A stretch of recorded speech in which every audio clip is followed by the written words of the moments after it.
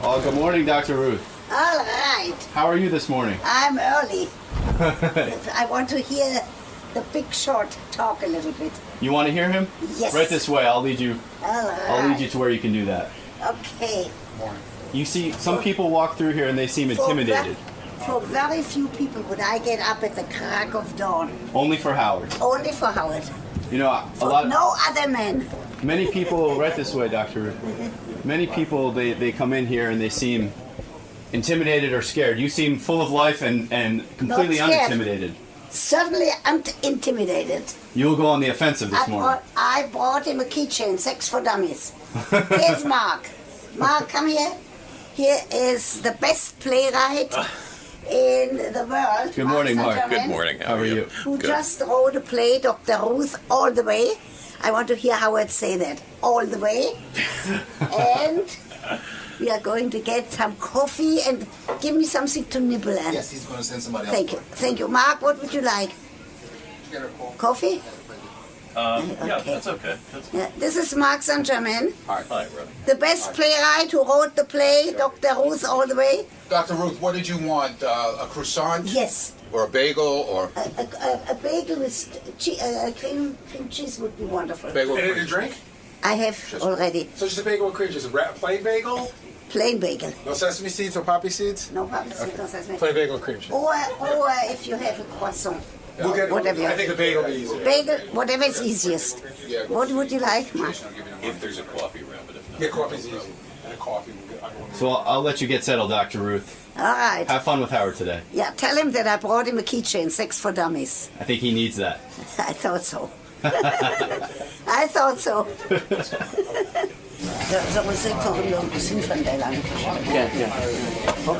אני אברר עם גרי, אין בעיה. Oh, you don't understand what we're saying? That's because it's Hebrew. That's the secret language me and Dr. Ruth share. We go way back. We're from the motherland.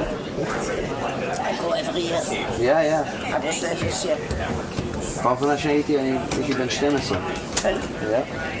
אני מת לחזור. תודה, תודה. ההורים.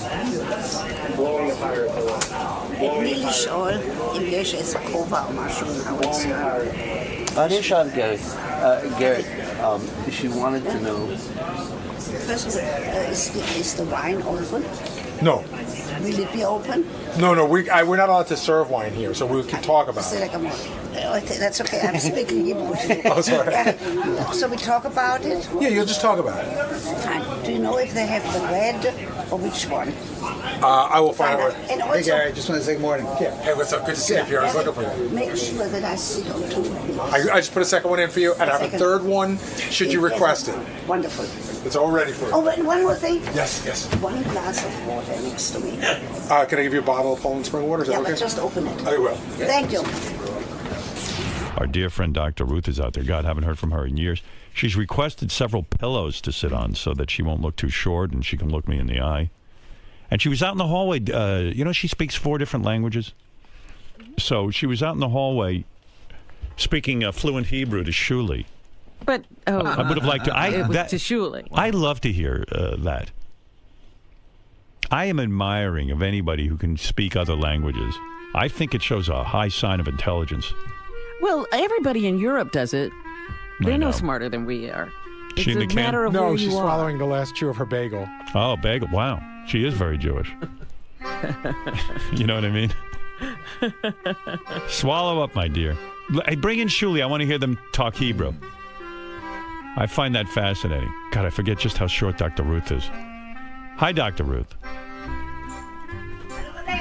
How are you? She does look fine. What are you on? You're on mic 1, right? Yeah. Dr. Ruth, do you want to sit on some pillows? What a question. I immediately asked for pillows so I can look into your good-looking face. You know, you look. I haven't climbing seen up you. there. Hi, Robin. How long Hi has it there. been? Too long. You're 84 years old. You look terrific. You really do. And Wait, first of all, say that again. you're 84 years old and you Right. look terrific. That's what I wanted to hear. Dr. You Ruth, look good too. can I hear you Hi, speak Robin. Hebrew to Shuli? I would love to hear that. I am so admiring of people who can speak multiple languages. אוקיי, שולי. Shuli? כן, בואו אני פה. נדבר עליו, בואו נגיד עליו שהוא צריך להיות מאוד בסדר איתי, כי הייתי בהגנה. Now, you know what I said? I want to hear, see if Shuli know what you That's said. Shuli. אני הבנתי מה שאמרת. Okay. You want me to translate? No, Howard? no. Just let me You're hear you not talk. translated. Let me hear you talk. Talk to Dr. Ruth. Ask her a question. את אוהבת להיות פה חזרה בסדרה? לא היית פה בטח, איזו הרבה שאלה. שנים. כמה זמן שהוא לא לקח אותי כאן. וואו. So first of שנים. all, שנים הוא לא לקח אותה. First of all, I said, how come I haven't been here for so many years? That's your fault, Second. not mine. I would have had you on all the time. I mean, you... Okay, next week again. stayed away. Howard, Yeah. Robin, I thought I'd offended you in some way. you offending me? I didn't Never. know. Let me How say can something to offend you in your native language. Now answer. Thank you very much. You speak No. 4 languages, right? I speak German fluently. I speak French fluently. I speak Hebrew fluently. And I also speak a little bit of English. Wow. That's bad. impressive. Not bad. When you, thanks, Shuli. And that was impressive, by the way. I never really... By the way, she said to you that you better be nice to her because she was a sniper in the military, in the Israeli army. You know, I am fascinated by that. I really am fascinated by that. That you were a... Thanks, Shuli. I was, thinking about your life. Mm-hmm. And I know you're an upbeat person, but I do see your life as a very hard life and a very sad life. Now, let me tell you something, Howard. Number one, there is a play about me which is coming to Off-Broadway. I'm going to invite you. It's called Dr. Ruth All the Way. I know you like that title. You grew up in The Israel? playwright, wait. The playwright is sitting right out here, Mark Saint-Germain. Now, here's what you and I will do. I'm going to answer a few of those questions. But as you now look at the face on him. Well, Robin, because you're look funny. at the You know face. what? You have an interesting psychological move. Yeah. When I start to talk to you about your life, Yes. you shy away and you take over the But conversation. we know Take that control. already. No, we don't know about it. Robin, one time You're I told uncomfortable. Howard. One time I told Howard I came to plug a book. Right. Today I came to plug what? A wine. Okay, I wanted to hear you say that. Right. What is the wine called in French? I don't know. I'm telling you. What? Vin d'amour. Say it. Oh. Why the did wine you? of Why love. Robin? you've turned down endorsement deals before. Yes. Why did you choose a wine? I tell you why. Are you a drinker of wine? Certainly not, but I tell you why. You don't Robin, drink wine? Why do you say certainly not? Why don't you Listen. drink wine? Because if I would go out with you with permission of your wife, Beth, Right. maybe I would drink a glass of wine, of my wine, Vin d'amour. But let me tell you something. That, Robin, listen carefully. Okay. I'm telling people, everybody's stressed. Everybody goes home, and I tell them, a couple, I tell them to drink a little bit of wine, not too much, because now watch Howard's face. If you drink too much, you can't perform. That's true. Oh, See, that sexually. is true. Oh, that is true. And You fall asleep. Robin, if a Yes. woman drinks too much, she falls asleep. So, Right. Pierre, Not too much. Not too Dr. much. Ruth, So- why would you make a wine that most wine is 13% and this alcohol? is 6%. 6% alcohol. Yes. That could be a turnoff to the wine drinking public. In other words, people like to get high off their wine. Okay, You understand I that. want to do something else. All right. I want you to drink the Dr. Ruth Vin d'amour, Right. which was the idea of Pierre, with whom I've been working for 30 years. First I said no, then I said it's a good idea. I want you to drink a little bit of that wine. I will drink it. And then I want you to make love to your wife. You know no that I'm problem. old-fashioned. I'm old-fashioned and a square. Then, if you can't fall asleep because you think about your radio program and you think about your Right. celebrity and Then all what of do the I other do? things, then you can drink the other wine. Why Let do you- her then go to sleep. I see. But First give her an orgasm, then she goes to sleep, then you can drink your wine. all right. So now Okay. answer me about your life. Don't shy away because I'm kind of fascinated by you. But When it's very you hard and to I- break your persona. I know. You are a woman who, Don't analyze me. Okay, fair enough. Everybody knows that. But I'll give Is it you... too painful to talk about your life when you dwell Howard, on if it? you shut up for one moment, No, then I'll talk. you never let me. Haven't shut up, You Dr. haven't Ruth. shut up, Dr. Ruth. All you've done is plug, and I'm okay with it. I'm okay if you plug. Robin, help me, Robin. But now, I'm trying to really delve into your life somewhat yes, because I'm fascinated. You know that, Howard. If you and I, with permission of your wife, Yes. can go out for a drink, I'll drink the Vin d'Amour, you drink whatever you like to drink. Maybe, because I do like you, you know that, maybe I would talk a little bit about my life. Why not? What is the big deal? Here? Right. But you come on a show. I like to talk about sex. Right. But you I don't. like to talk about the wine. I You like don't to like talk talking about about books. sex. Because I've What are you asked you talking about your sex life in depth. Oh, I would never answer you about my sex That's what I life. mean. You're a very guarded woman. You're right, but look what I'm doing. I'm doing films that are going on PBS. Brand new yesterday on the Czech. Did you grow up in Israel? I grew up. Now, I give you in a nutshell. Okay. I was born in 1928 in Frankfurt am Main. In Germany? In Germany, and lived in the house of 2 loving parents and a grandmother. Then, I went to a Jewish school. Right. Then in I was born 1928. Yes. And in 1939, as you know, there were black clouds on the horizon. Right. I was very fortunate. I was with a group of children who were sent to Switzerland.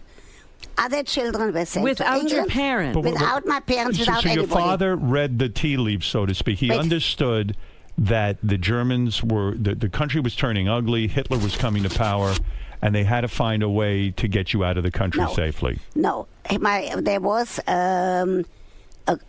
I will tell you that in a nutshell. There was a conference in Evian, in France, that said, "Let's save German Jewry." The conference failed miserably. Nobody wanted to take the German Jews. My father already was taken to a labor camp, not concentration camp. Then he said, I was an only Do you child. remember your father? I remember him very well. I How loved old were him. you when you were separated? 10 and a half. 10 and a half. Yeah. So I was, I didn't want to leave because I was with a mother and a grandmother.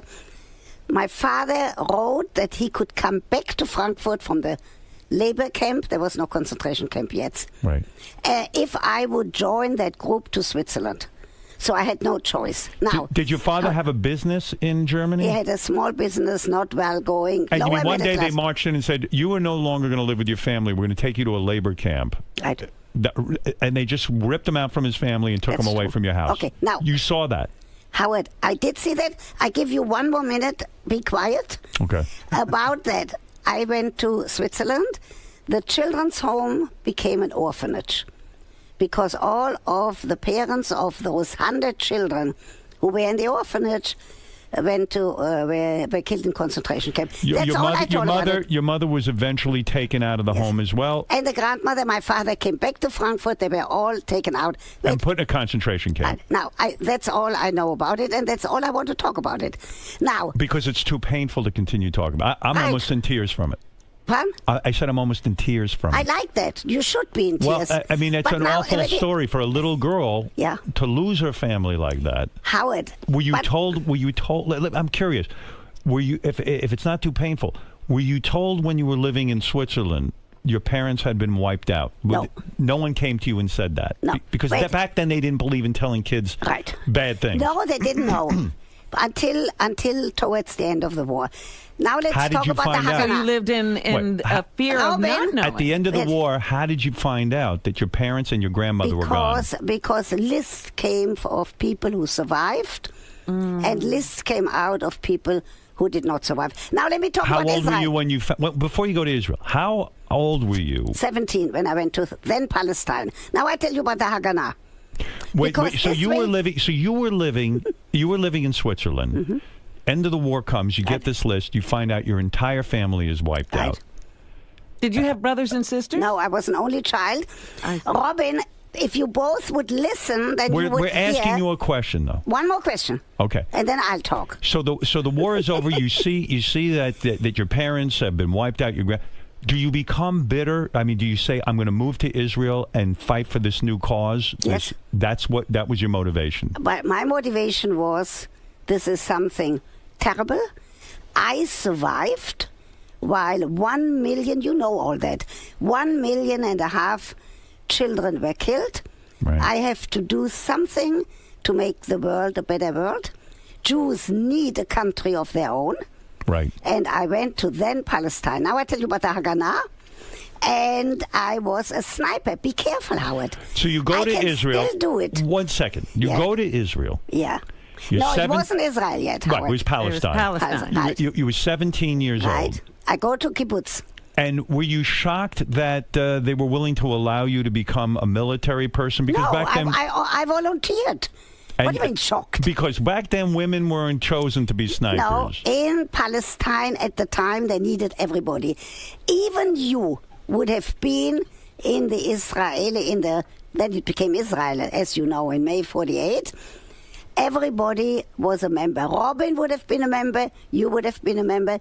It wasn't an act of heroism. Did it pain you to leave Israel eventually? Because I this is didn't something leave. Wait, I went to study in Paris. Right, Fortunately for me, I went to the Sorbonne. right, I always thought I'm going back to Israel. right. Then I married Fred Westheimer, who actually, he passed away 14 years ago. He actually liked you. Fred Westheimer. Like, you don't like Howard? But Fred listen to you. Westheimer and you got divorced, didn't you? No, don't you say something like that. Why did you say that, Weren't you Howard? married 3 times? Yes, but Fred Westheimer was married almost 40 years. Oh, and then he died. And then he died. I so see. Fred actually liked you. He listened to doesn't you. like you. Robin, Fred Westheimer Can you did believe like you him. married a guy who liked me? Ugh. Difficult to believe. Is it true But when you yeah. served in the Israeli army? You say that you never I had was to... badly wounded. I I know. will tell you that. I was badly wounded. That's not why I'm short. You said I'm 4'8". Yes. Not true, 4'7". I didn't know that. And I'm not shrinking. Because if I shrink, You I will disappear. need 5 kilos. But Dr. Ruth, in all seriousness, you had a horrible thing happen to you in Yes. Israel. Your foot was blown off, Yes. half of your foot. You did your homework. No, I know about Now, you. now That let's was the talk. injury? Toe, and I can dance when I find. I What just was blown danced off? Friday Just your night. toe? No, the top of the foot. Howard. Wow. Let me Howard, see it. over my dead body. Why? Are I you told embarrassed? I told you, you asked your wife, I will go for dinner with you. I told And you she'll that take off her already shoe. 10 years ago. Dr. Ruth, You as a never woman, took me up on listen, it. a woman's appearance is very important. You know, Yeah. when you're a young lady and you What, want what do I look like? Here, No, you look, I'm standing up. No, you look great. Oh, you're standing now? Doc, you know I'm I taller did than that you. purposely. I knew that you would say Taller that. than Did your you height sitting. did your height bother you when you were Yes. younger? When Yeah. I was 18, 19, I thought nobody would marry me. I know better. I was married, I told you, with Fred Westheimer 3 almost times you 40. were married, yeah. 2 times before, some wonderful love affairs that I legalized. So men were attracted to you despite your short stature. Yes, I think they were attracted to my talking, and I did not talk about sex. Did people think you were a little person? Did they ever mistake you for a little person? Like a little person, like a... Like a midget type? No, only Howard Stern. No. Robin. Did you? She's laughing. So you're a young woman. When half of your foot is, you claim that you never, as a sniper, killed someone. That's true. Do you say that because a lot of soldiers who have seen action? I heard you say that. No, I really didn't, and I want to tell you something, Howard. Listen carefully. Right. I was in the Haganah, in the underground. Then that became the Israel Defense Forces. Right. And I was there for a very short period of time. Right. How many years did you serve? I was there for 2 months. Oh. Because Israel was declared in May. Right. We were all very well trained. I know how to throw hand grenades. Be careful with me. Do you really? Yes, I do. And Do you own guns now? God forbid. Why do you say God forbid? Because I don't think anybody should have a gun, except if you are in the military. Listen. How long does I it take was to learn to shoot a gun on a sniper level? Very fast. I for some reason was very talented in it. Is that I right? think I don't know why. In other words, from how many feet away? I could don't. you I take can't. out- could From you- here, I could shoot over there, but I'm not going And to you shoot. could take out a guy. And in practice drills, you would practice on You, targets. I would have to say, bend down because you are too tall to shoot. As a sniper, do you think Kennedy was killed by one person? I do not know. Do you ever look at that kind of thing as a sniper? You must be kind of interested in it. No, not really. Look, Were you in firefights? Did you actually? No, I was just wounded at the residence of young girls who They lit off a bomb? on my birthday, on my 20th birthday. They lit off a bomb? Yeah, a cannonball exploded in the lobby of that residence of young women. Some people died next to me. Friends of yours? I knew them. Wow. And, wow. And I was badly wounded, so that was the end of my military When you wake career. up, did you pass out when the cannonball hit? No. Is it shocking or No, are you in I pain? just asked a friend. It wasn't pain. I asked a friend, "Do I have to die?" That's all. Now listen. Well, stop! Don't blow by that. That's heavy. Let's go back. You weren't unconscious. You stayed conscious through the attack. Yes. You look down. Your foot probably hurt. You Yes. look down and you see half your foot missing.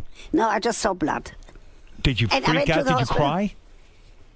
No, I just thought maybe I did ask somebody, "Do I have to die?" So, Wow. Can we talk about the wine, please? Isn't that an We will. But isn't that an interesting question? Do I have to die? Right. Because you've That's seen what- so much death, it's almost like you have a choice. Now, Howard, we want to talk about two things. One is the wine, and the other thing is... Wait, can you don't go think right we're by going to? You know we're going to. You know we're going to. Already. We're talking about the Holocaust and your I mean, foot how do getting you blown leave off, from and all you can think about is that dumb blown off? wine. I came here Stop because it. I have to plug the Yes, wine. we're going to get to promised it. them. But you see, you're talking about something so difficult, something so personal. To jump to wine almost seems like the best defense mechanism in the world. That I'm It getting is. that I'm getting to something real in Dr. Ruth's life, Yes. and then suddenly you go to the So wine. you did already. I gave you whatever I wanted No, to but I give want you. to know when Yeah, your but you foot can't is. transition so quickly. The other night, I was complaining about a hangnail forever. You would think I was the biggest baby. I mean, you had half your. Men are complaining more than women. But did you think it was the end of your dating world then? Not only you're short, but like half my foot's missing. Were you embarrassed when you went out with Fred Westheimer and when he saw it for the first time? No, because by that time it was healed. You know, because you do difficult your to- homework that I did. I was a super good skier. But is it difficult to shows learn you- how to walk after half your foot is blown off? It takes a little while. It takes some determination. Were the bones affected, or was it just a surface kind Just of the thing? surface. What do you mean just the surface? Oh, baby. Half your foot's gone, no? Can we talk No, about the she wine? said the top. Oh, just the top I of see? half your foot. Just Wait, the top. Stop with the wine. We're going to I get just want to see the wine. Can you see What it? do you mean see would the like wine? to see How the do I wine. have the wine? I don't have it. They told me that you're having the Vandamour. One is a Zinfandel, a rosé. What do you think? one You're going is to make a $1 million white. with this wine? You're on fire with this wine. Vindamore. Here. No, you have to say it better. Vindamour. Vindamore. Robin says it better than you. Robin, say it again. Vindamour. What No, do you not think? Vin. What do you think your Vin. parents would Vin. think if they knew you lived in Vindamore. America? Yeah. Not only are you a celebrity, but you've Yes. had a great career. That you have your own wine, Vindamore. I mean, what do you think your mother and father? Do you ever? No, they would not believe it because Right. they wouldn't believe that I would go on a program with Howard Stern. They wouldn't believe that I talk about orgasms and erections. But isn't it amazing? Do you dream of them when you were? Do you ever? Not anymore. Not anymore. No. But there was a time you did, right? But I think of them every day. Now I have to tell you something. You know who Tough Nate? life. Wait, do you know who Nate Berkoff is? Yeah. Okay, Who's he Nate Berkus. Nate Berkus. Not Burkus, Burkoff. No, she said Burkus, but I think she means Nate Berkus. Burkus, you're right. Oh, Burkus. Hey, did you go to Dr. Did you go to Arnold Schwarzenegger's book party yesterday? I certainly did. What How come do you you make know? as a trained person? Oh, now he's coming with. What do No, you we mean? got to I'm ask this, curious. Dr. Ruth, because you're an expert. I tell you what. Go ahead. Only in America can somebody like Arnold Schwarzenegger from a little village in Austria Right. rise to that stardom, be the governor of the greatest state California. in the country. And he gave an excellent talk yesterday. And the main thing that is of importance to me is that he said only in America. Do you think I know he's a that sociopath? Pardon? Do you think he's a sociopath? I'm not a psychiatrist and I don't give labels. Do you I want think to he's tell a you- narcissist? But what do you think of that whole thing with Maria? and I the don't maid? comment on that because Why? Why? because I'm not Isn't an that- investigative But journalist. isn't that a sexual sort of thing? Like, can I be honest for a second? And I'm not doing this to be funny. When we I don't believe you when I'm you say telling you, that. when we saw the pictures of the maid that he had sex with, Hold it, listen to me. Yeah. How did you know that I was there last night? I have my sources. I follow you around. Oh my gosh! I have the. You follow me around day and night, Day and night. We know everything Do that you know do. that I'm out every night? It's wonderful. If you have, Why? Are you listen, afraid to be alone? No. If you have, I Is want it to talk hard about for you to be Nate. alone? No. I want to talk about Nate, but I want to tell you I something want to talk first. about your life. So I tell you one thing. If somebody like me has to be a widow, I Right. don't wish it on anybody. Are you lonely? New York, of course. New York is the best place in the world. I'm out every night. May I ask you, since you're last interested in night- sex, do you masturbate still? Forget masturbation. Does she have sex partners? Yeah, because women, Robin, you would I are a say big that you- advocate of the elderly, of the Yes. older population. In fact, you teach courses in this. You're teaching Yes. a course and now. I'm now going to. I taught at Yale and at Princeton for 6 years. Does it Now I'm going aggravate to you teach that? at Columbia Teachers College. Does it about aggravate the you family. that? Is it aggravating to you Mm-hmm. that people think that a woman 84 doesn't have sexual desire? Is it aggravate you that people, I'm telling them that they are wrong. you do have sexual desire? But I don't talk about your or my sex life, Robin. Let's I don't talk even about it. talk about no.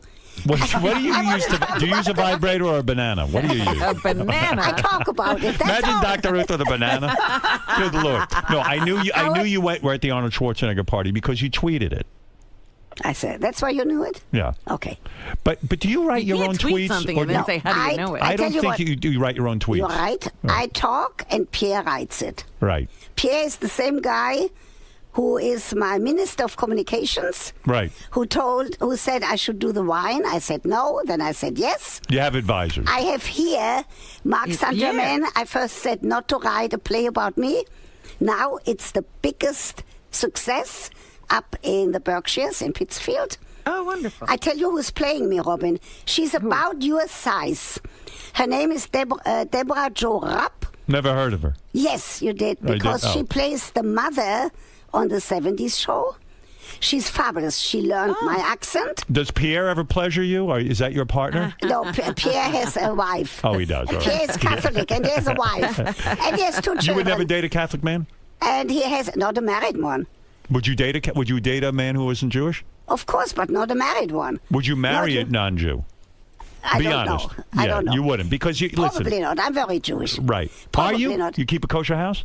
I don't keep a kosher house, but I know all about it. I belong to 2 synagogues. Did you go to temple How on come- Yom Kippur? I certainly did. All Did you day. fast? I certainly did. Did you? Do you ever? No. Did you? No. I'm not How come? religious. I'm not religious. So you did? You didn't go to synagogue? No. Do you ever? Do you? Let's talk about when you Nate go to for one temple. moment. But 1 second. When you go to temple, do you ever? I don't want to say curse out God, but do you ever say, God, why did you do this to my family? No, because why it's did you no, allow? no answer. Now, Howard, What do you mean? There's no answer. God doesn't answer. there's no answer. Do you believe there's a guy up in the sky who listens to you? Yes, You really do. yes. He lives up even in the told sky. me. Why does he have to be in the What did he tell told you? me to go on Howard Stern. He said Howard will be very No, but nice. isn't it hard to He'll believe? plug your wine.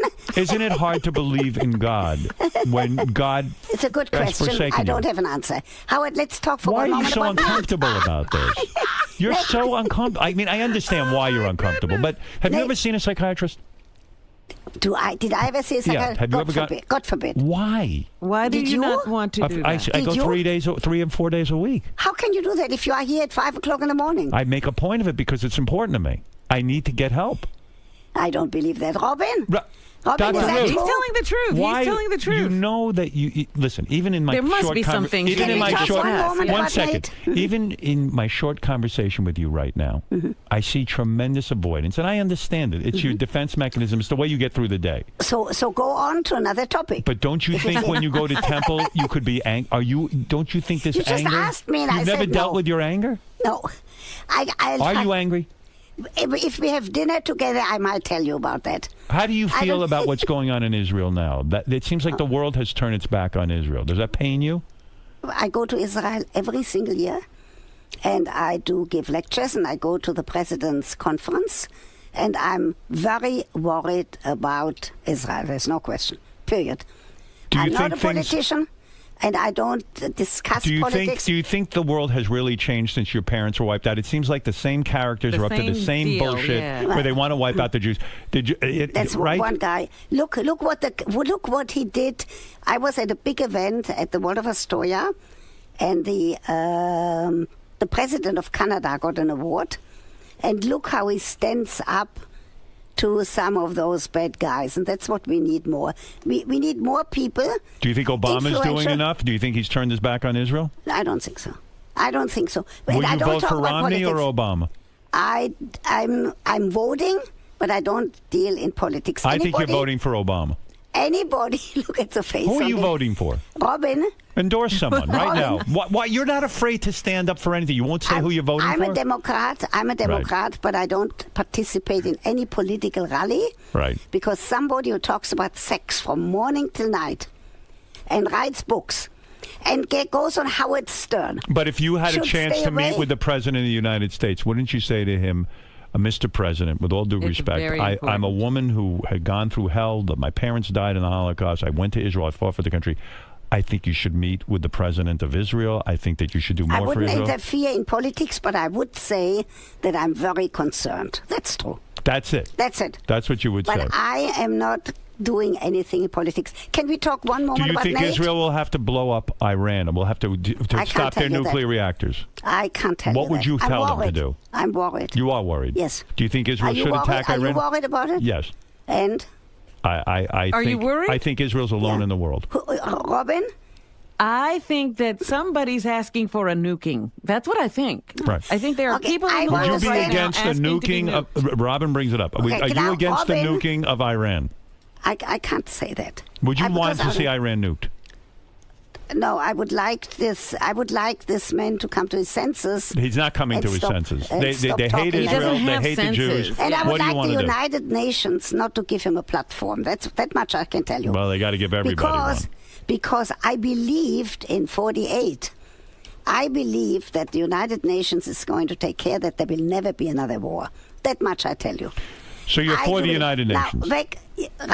Can I But there've been finish my plenty thought of about wars. NATO? Does it bother you that the Republicans want to take away contraception and help for contraception? Yes. It does, right? Because what is it? You know, people make fun of me, Dr. Ruth.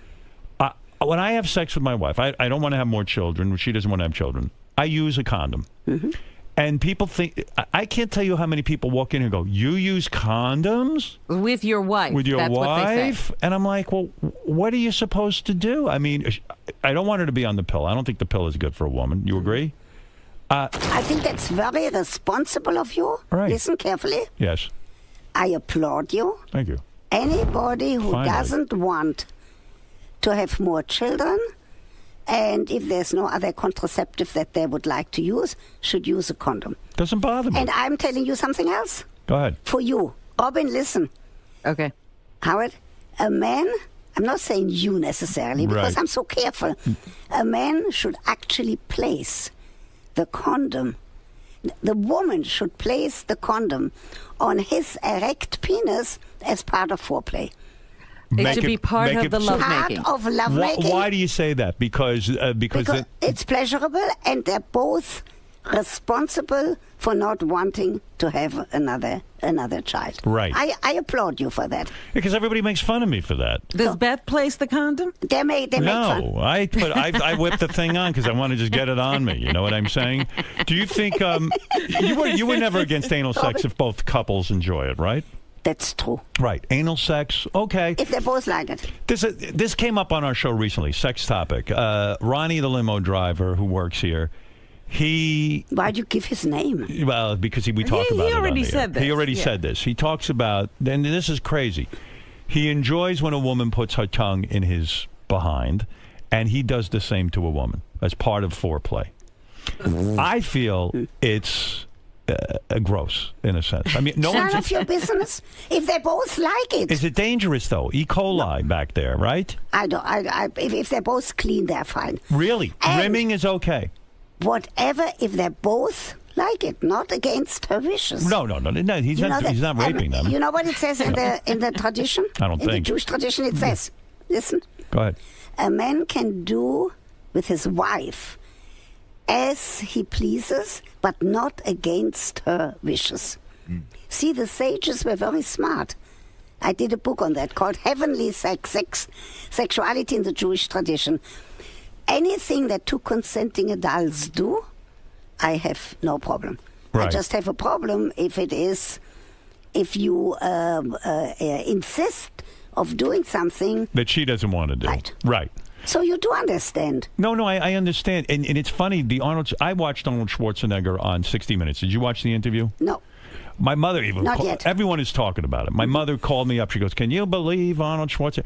He came off poorly because when he was saying this is the worst thing he could have done to his family, he was smiling, almost as if Okay. it didn't look so bad. Howard, look. And by the way, Everybody, yeah. isn't it amazing? Only in America. The son of a Nazi and a woman whose parents were killed in the Holocaust can be friends here in America. You were at his book party. Okay, and I was at his book party because he's not responsible. No, I understand. I'm just for saying. It the shows sins you. of his fathers. That's right. But I tell you something, that he spoke eloquently. I like the guy. As long so as why you're not weren't you married to there? him, he's probably a great guy. Right. Why weren't you there with me? I don't go anywhere. You Why- go to why? that stuff. I go to don't- everything. I don't know. I mean, I just would feel awkward. Like, what did you do? Like, you stand around while he's signing books? No, And look at the two of them together. Yeah. That must have been funny. Look, next time I go to any of those parties, I call you and you come with me. I don't know. But you I can't don't go to parties because you have to be here at 5 o'clock in the Exactly. morning. I have no life. Dr. Ruth's wine is called Vindemore. No, Vandermoor. Vandemore. It is in stores now. You can go to chateaud.com. Chateaud.com. Chateau Dayan. And check out Dr. Ruth at drruth.com and on Twitter at askdrruth.com. The Twitter is an amazing thing, right? It allows you access. 60,000 people now. I want you to give me some of your people too. Okay, well, I'm sure they'll Will you all do sign that? up. What do you do? But do you give advice? Do you give sex advice? I do some sex advice. I talk and Pierre puts it on the Twitter. You know, I'm not saying this to be funny, but Robin said, Yeah. "Oh, I thought Dr. Ruth had died." Like, you've kind of disappeared from Yeah, the why? scene. I have never disappeared. No, you have. Robin. Well, you used to be on TV Robin, more. I was You just used to be everywhere. What do you think? What do you think? Talk about TV I'm doctors for a teaching second. at 2 universities. I'm No, I teaching know, now but at Columbia. you used to be on but the you used to be on the talk shows radio. all the time. Yeah, I mean, I you're go more. on the doctor's show. I'm going to be. I was on the Today Show. I'm going to You be were? on Joy Behar next week. Okay. Why do you say that I died? I don't. But it used That to be really more. makes me. You were sit more part up. of the public discourse. You know what I'm saying? And what do you think of this guy? Like for example, Dr. Phil. I have a beef with him, and I've no beef with him. but he presents himself that he's a psychologist. He doesn't even have a degree in psychology. No, but everybody listens to him. But what about Dr. Drew? Do you think doctors should be on TV treating drug addicts? Dr. Drew. I don't think that you can actually. On a serious note, are you listening seriously? Yes. You cannot do sex therapy on the air, Right. and you can't do any other therapy on the air. I agree. All Thank you can you. do is to give good advice and at the same time be entertaining like you are, Howard. So you're coming out And against Robin. Dr. Drew. This is very I'm not going controversial. up. I can't I've believe never you. met him. I can't believe you just came out against Dr. I'm Drew. so Can I glad you please did that. plug, Robin? I need to plug one more thing. Are The you a late multimillionaire? Are you very well set financially for life? I mean, no one has to worry about Dr. Drew. If you need money, I can pay for 3 meals at the McDonald's for you. No, but, And for Robin. would you say you made a lot of money in the business? Did you think that It's more than I ever dreamed. And I had Nate do my apartment, and now he's coming out with a book. And I did a chapter in the book on people who collect. So I want you what to I come to heard that book is party. you have an incredibly. will you come? This strikes me as very strange. You seem like such a together woman, and yet your apartment was gross. I mean, it was Not filled. really gross. It was stuffed with stuff. Are you a For hoarder? example, Are you a hoarder? I'm not really a hoarder, but I collect turtles. Do you know why? Why? Because a turtle, if it is sitting here on your desk, it's safe. Nothing can happen. It carries its house on its back. If that turtle wants to move, it has to take a risk, like you did your whole life with your radio program. It has to stick its neck out. It could get hurt. but it doesn't move unless it takes a risk. So I have a lot of little turtles. The Don't give turtle me any more. inspires you. Yes. You don't have real live turtles. They're God forbid. Right. They're just. You don't want to take. Do you take care of anything? Do you have any pets? No, never. Why never Because children? Do you have children? I have the best. Oh, you do. How come you don't know You that I hide have a them son? away. Children. I have a son and a daughter, and I have 4 gorgeous grandchildren. Where is your son now? My son is a professor at the University of Ottawa. His wife is a professor at the University of Carleton. Because everyone- My daughter is a doctor in education. My son-in-law has an MBA. 4 grandchildren. Howard, seriously? Were you a fearful woman raising them? When you raised your children, were you afraid to even send... I mean, you're a woman who's seen monstrous things in the world. Were you afraid to send them out the door when they were children? No. You No. were not? No, but I was always... I was a very good Jewish mother. I was a little... always worried, but not afraid. You didn't put That's your a different- fears into them? No. Because you have to be a fearful woman. You have to be afraid of what's out there. You must have woken up every morning and said, I hope my children don't die, that they don't... I mean, you must have been No. filled... No. No. Did I you have a tell them tremendous about the amount- Holocaust? Did you tell them what happened? They know. What age did you tell them? They knew when they started to know how come they don't have a grandmother. I see. On a serious note. But isn't that a tough They- thing, whether you should tell them or not? Because it makes the world a scary place for them. It's almost like telling them a You nightmare have to story. know a little bit of going without scaring, but telling the truth. My children You're a good didn't have mother. grandparents until I married Fred, who Right. had parents. They didn't have grandparents on my side. That's true. Also because I was an only child, they didn't have uncles and aunts on my side. Fred was an only son, You must have so been. they didn't have. You must have been a crackerjack in bed with how you feel about sex and Did I- pleasing a man. I mean, you must have been one fun broad in bed, right? I mean, really. Robin, what should I answer to him about that? The answer is yes. It is. Okay, are you happy now? Anything. Fred wanted a blowjob. You were right there on the spot, right? Can I go now?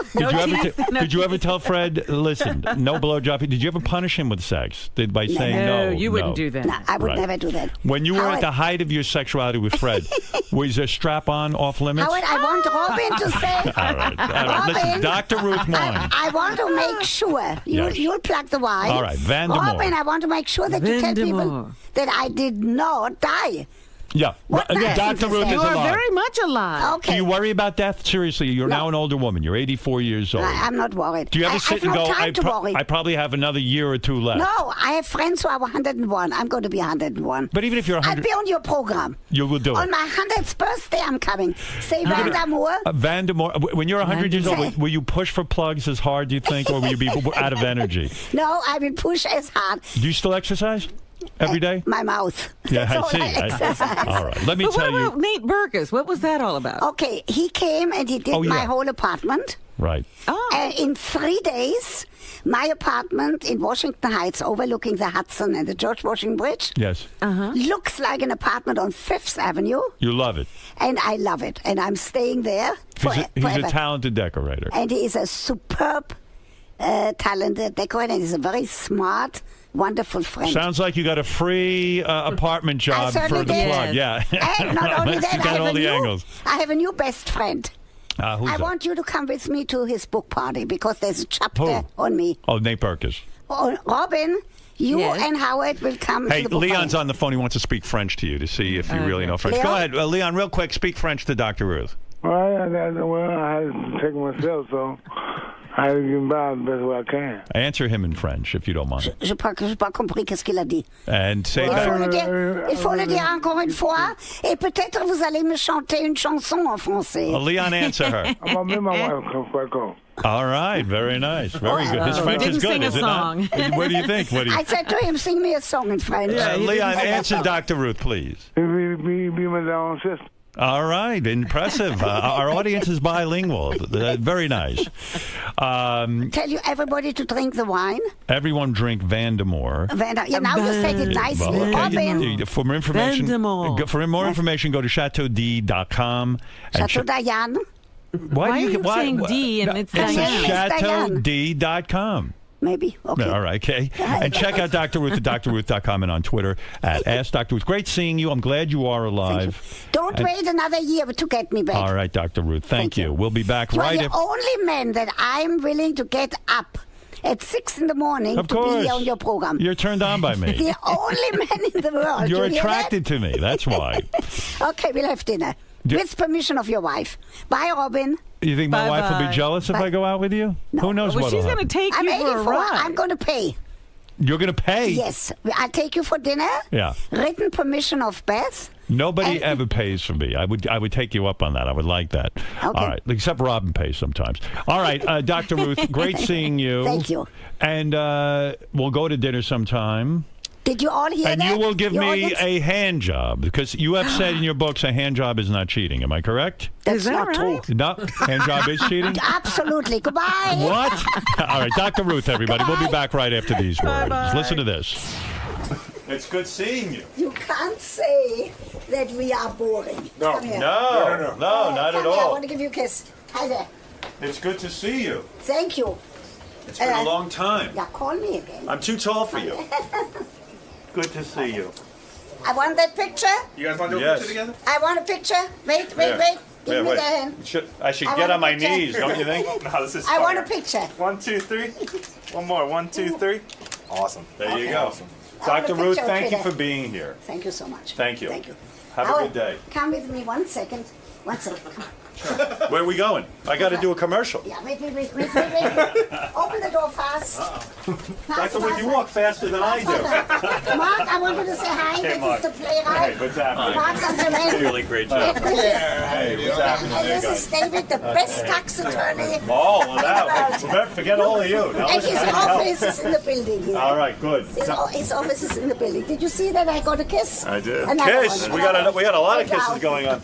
Okay. Dr. Ruth, why do you get up in the morning for Howard? Why is he the only one? Why is he so special? Because first of all, I usually don't let anybody call me before 9 in the morning because I'm out every night, someplace, opera or something else. And for him, because I actually get a pleasure of debating him because I always come out on top. Bye-bye.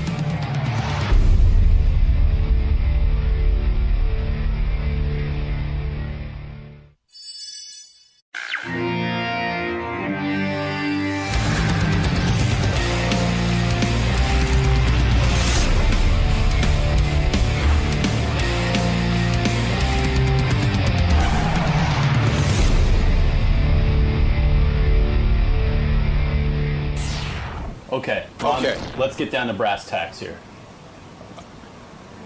Yeah. Let's get down to brass tacks. All right, so who's here? A very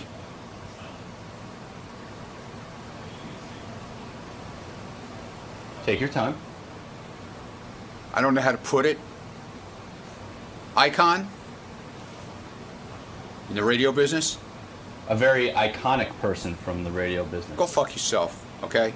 Then you should have said that yourself. Well, I Don't was ask waiting, me, man. Don't ask me then. You had a good 5-10 seconds of dead air there. I didn't know what to do. I panicked. That's right.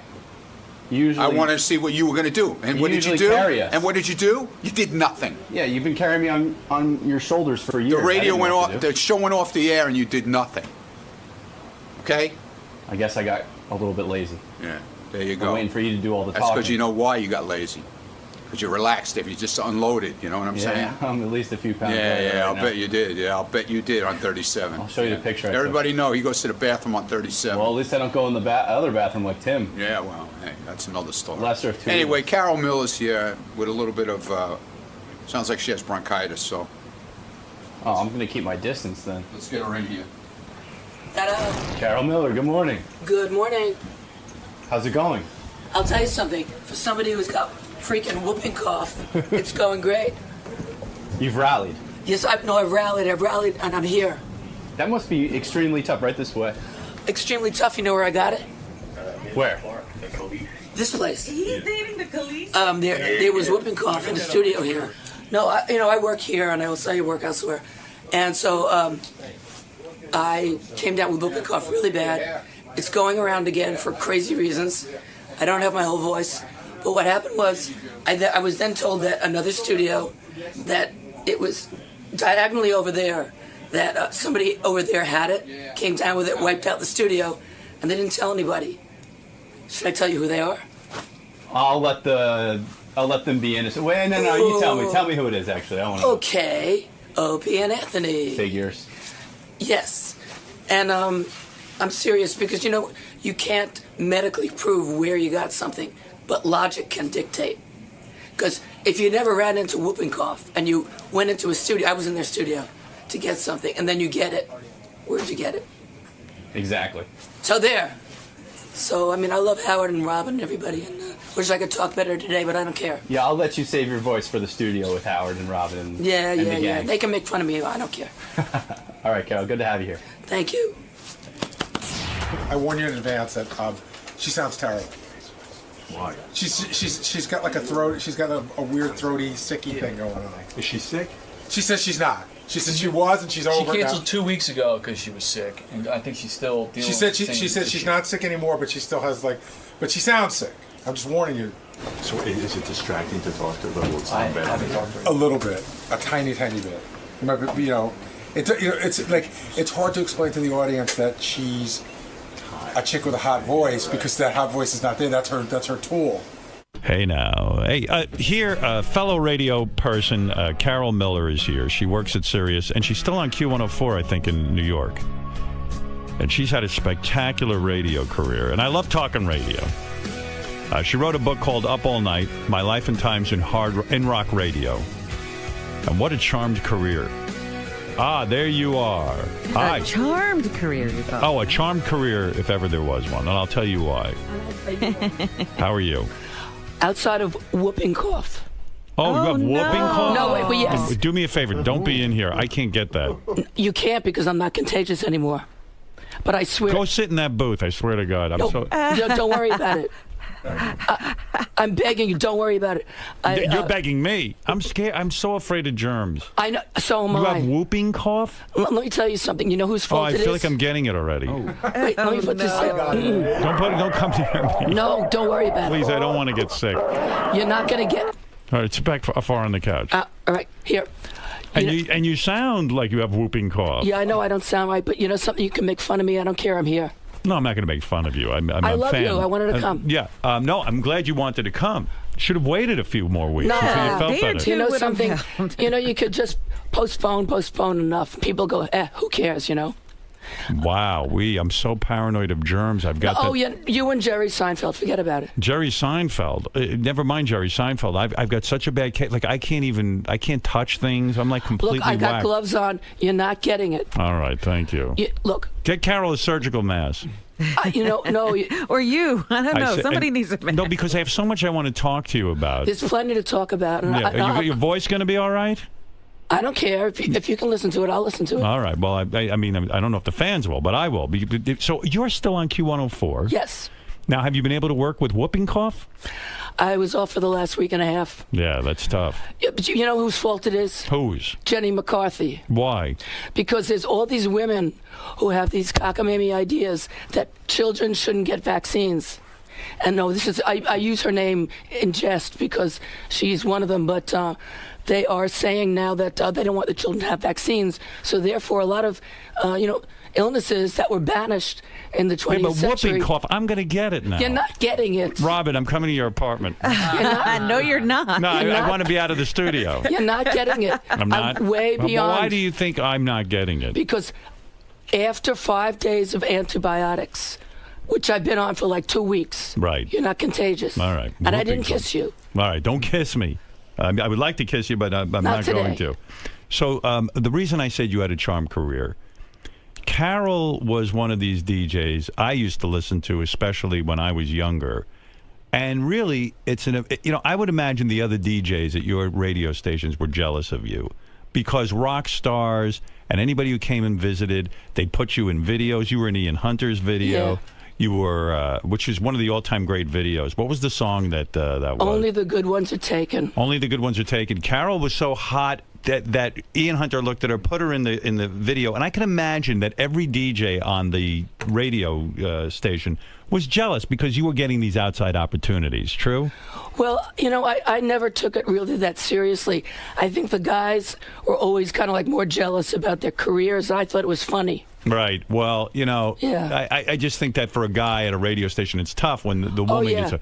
I remember the WNEW calendar. They'd do a calendar every year of all the DJs, and guys would be like just wanting to see Carol Miller's pictures in the calendar. And you know what? Those crazy calendars, they always wanted people to dress up like somebody else, and I said, that's nuts. Right. I don't want to wear a clown hat. I don't do that. Right, yeah. But I just know that it was a charmed career in that you were you like a valedictorian of your high school? Yeah, salutatorian. Yeah, salutatorian, the second to the valedictorian. Yeah, they left off the .03 on my extra AP credit. So you're this brilliant girl. Your father was what, a doctor? Oh yeah. Uh-huh. And you were going to college. You were being groomed to be a doctor or a lawyer. Doctor, and I became a lawyer actually. Did you actually get a law degree? Yes. Did you pass the bar? I did everything I did, and I stayed in radio.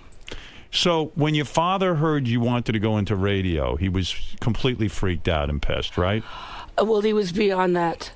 My father. You see, I know enough about you from your family and listening to your wonderful family that your father never really thought you were a moron. He loved you. My father thought I was a moron. No, my father thought I was a moron. No, my father, you're a moron, and I'll write off the last 20 years you're a moron. Yeah, but you weren't a moron. I mean, you were really good in school and stuff. And so the idea that you were, gonna... Horrible. What college did you go to?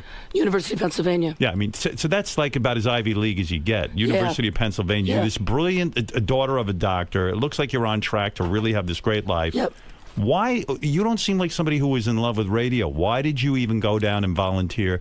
You know what I mean? I mean, in your history as a kid growing up, were you enamored with the radio? Oh, yes. Oh, you were? See, no, I don't blame you if you didn't read my book. No, I haven't read it yet. I'll read it. It's a lot to read, but it's funny. I always loved radio from the get-go. And it was a very, very important part of my life.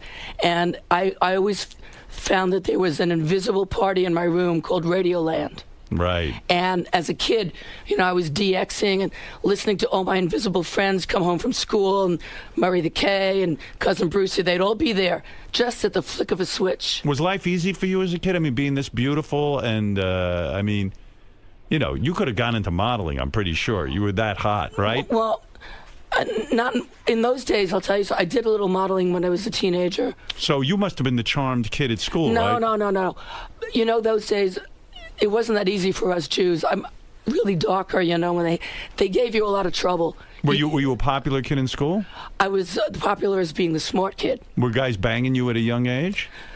I didn't know what banging was. Oh, you were very naive sexually. Well, if you read the book, you'll see I'm from such a background that makes it funny that I didn't know from anything. Right. And so you weren't going out with guys and guys weren't hitting on you? Well, they were hitting on me, but I was going, I don't do that. I can't do that. You were a good girl. I came from an Orthodox background. When did you start having sex? In college? Under pressure, yes, in college. What do you mean pressure? Some guy talked you into it and you weren't really ready? No, the women's lib movement came and dragged me kicking and screaming. You mean you felt you had to have sex because of the Yes. But the women's lib movement would have been just the opposite, saying you don't have to be pressured into having sex. No, women's lib movement was a hoax. It was? Yeah. Why was it a hoax? But the whole deal, Howard, was that women weren't supposed to have sex, and so being liberated meant having sex. See, the women's lib movement, and hi, Robin, I think it was cooked up by guys to make women think that it was their idea to do this. Right, right. Because that way they had a reason, they had an intellectual reason to do this. So how do you get into radio? You go down to the college radio station, you start to volunteer like I did, right? Yeah. And you start to, and you're really good at it. I mean, you had a very natural delivery. You weren't sort of struggling to be on the radio. It was kind of easy. Well, the thing was this, there, even though I sound like a frog right now, right? I could do Joan Rivers really good right now. I know. In a week, I'm going to be sounding like this. Yeah, no, don't worry. Yeah, okay. All right. Keep telling me that. Yeah. Don't worry. Yeah. No, it was the whole start of the FM thing. Yeah. And I did not really make a connection between, Top 40 AM and the new direction of FM. And this was a whole new world that was kind of opening up. And so I didn't really have a role model. The only woman that I had heard on the air, of course, here in New York was Alison Steele. Yeah. And she was very beautiful and glamorous. She was an older woman, but she had a persona. Yeah, she was like an announcer. Well, no, she had an act of that she was the Nightbird. Right. And I had this crackpot idea, because all I was a kid, that if I could be your friend on the radio, like, the guys could be your friend. Yeah, that's the funny thing about you. It was like you were a friend on the radio. Yeah. And, you being a super hot chick, it was kind of cool. Then you saw you, and it was like, wow, maybe that's a girl I could get. You know what I mean? Because she's friendly. She's friendly. No one's friendly who looks like that. But, of course, I fell for it. But by the way, you're looking very good right now. Oh, thank you. And I love the show. Oh, America's Got Talent. Yes. Yeah, it's fun. It's fun doing it. I love the harp guy. Earth Harp, yeah, he was terrific. He really was good. So, did you ever bang a listener? Would a listener ever get you? No, I don't think so. No. Because, and I would imagine that you get out of college and you get a job at WMMR in Philadelphia, which is unbelievable to me, because if someone would have taken me out of college and given me a job at WMMR, I think I would have just died and gone to heaven. I got the job while I was still in college. Wow. And they offered me the job, and they said, okay, you can do weekends and fill-ins. And I said, great. And then I realized that some of the fill-ins might be what classes were on. Yeah. I figured it wouldn't happen, but it did. Yeah. So I was cutting class to fill in. Can you imagine? I mean, when I was in college, I was so bad on the radio. I mean, MMR to me would have been the pinnacle of my radio career if I could have gotten there. And while you're in college, you get a job there. Do you think your looks played into it, though? Did it help you get in the door? Because you're so stunning. Well, thank you, but I don't think so, but thank you. Yeah, but come on. I mean, rock stars were banging you. No, they were trying. Right, blah, blah, blah. and they were putting you in videos because of your look. Your beauty also played into nice this. Of you. Did the radio programmers hit on you? Yes. Yes, they did. But, see, here was the joke. They probably thought if they gave you a job, they could bang you. Yes, but here's the thing. I was pretty naive. My whole concept was that I was totally into the music. I was started out, I was going to be the secretary at the college rock station. Right. And file records. Right. I didn't think a girl could do this. But when I got the idea that I wanted to do it because somebody teased me at the radio station, they said, oh, you think you can do this, huh? Right. I said, all right. So I said, well, it's a gimmick. They just hired an English guy, so maybe they need a girl. And I'll surprise them because I'll actually know what I'm talking about. And so the guy that introduced me on the air the very first day actually does shows here at Sirius XM. Who's that? Michael Tierson. Oh, yeah, I listen to him on Deep Track. Yeah, well, and he was just the same guy, and I'll never forget this. People are who they are, and I say this with no animosity. He looks at me, it's in the book, and he goes, we won't be needing a girl around here, so you won't be here for very long. And this is what he said before the mic went on. And I looked at him, and I'm 20 years old, Yeah. Then he puts the mic on. He said, and now we have Carol Miller. He says, this is a microphone. And I said, does it bite? And I went on, and then I just did my show. He was condescending. Were you nervous on the radio when you first got on, or you were relaxed? Oh, no. Very nervous, but I pretend to be relaxed. Yeah. I pretended to be relaxed. It didn't help. I was awful. I was awful. Nervous. I was so bad at it. No, I found how could even you be awful? I was awful, and I was so bad at it that even queuing up these records and putting them on. You want some water? No, I got here okay. coffee. I feel like I should put you in the hospital. Not let alone. I've been. They don't want me there. They don't want you in the hospital? No, she can't even be in the hospital. Right. So I'm so scared I'm going to get whooping cough. I mean, oh my God. Yeah, Dan, go ahead. You're on the air. Yeah, I just want to say that that whoopee cough is very contagious, Howard. Oh my God! Oh no! Don't call and say that. Oh no! Oh my God! No, I'm telling you, I wouldn't come here. I wouldn't do that to you. I'm a responsible All right. person. Okay. Well, anyway, I catch everything. So do I. So, you've had a radio career unlike mine, where I think people, you were on the fast track. You were at MMR. You got to PLJ in Yes. New York, WNEW Right. FM in New York. And you know what's shocking? A lot of people don't realize this, and if they read Carol's book, they will. In the beginning of her career, in the beginning of my career, you could play whatever you wanted on the radio. The DJs were in charge She of the picked music. her own music. That's right. You got to pick your own music, which I hated because, A, I didn't care about the music. I just wanted to be an announcer. Thank you. And I found it to be a big pain in my ass. I was looking to be on the radio. I didn't care what songs I played. I didn't understand this passion that everybody had. Well, in the book, I make an argument about this because the idea is to present music that people like. Right. It shouldn't matter who picks it. Right. And people say, "Do you pick your own music?" I said, "Did you like it?" Right. That's What's the all that difference? counts. Now, at the beginning, we had just a certain number of albums, 10 rock albums, the brand new albums. Right. Now, in a few years, you have 100. How are you going to present 100 new albums every day to everybody and expect them to hear something new every day and even retain it? I know. You can't do that. It's an impossible job. I say program directors have the hardest job. They have to sit there. Their whole careers are based on trying to figure out what people want to hear. Right. It's insane. It's a joint thing where you say, yeah, you want to introduce people to music, but people say they want to hear everything new, but they really don't because they can't. They want to hear some things new and then the things they like. And it's kind of a balance of making it sound like you're hearing the new things, introducing them, and also playing things they like. How old were you when Steven Tyler took up with you? You had like a 6-month love affair with Steven Tyler, Well, I right? don't know, love affair, but yeah. How amazing is that? I mean, you're working at the radios. Like, I've worked at radio stations. Nobody's looking for love affairs with me. No rock stars, female rock stars, or male ones for that matter, want to know me. I mean, it must have been so incredible. How old were you?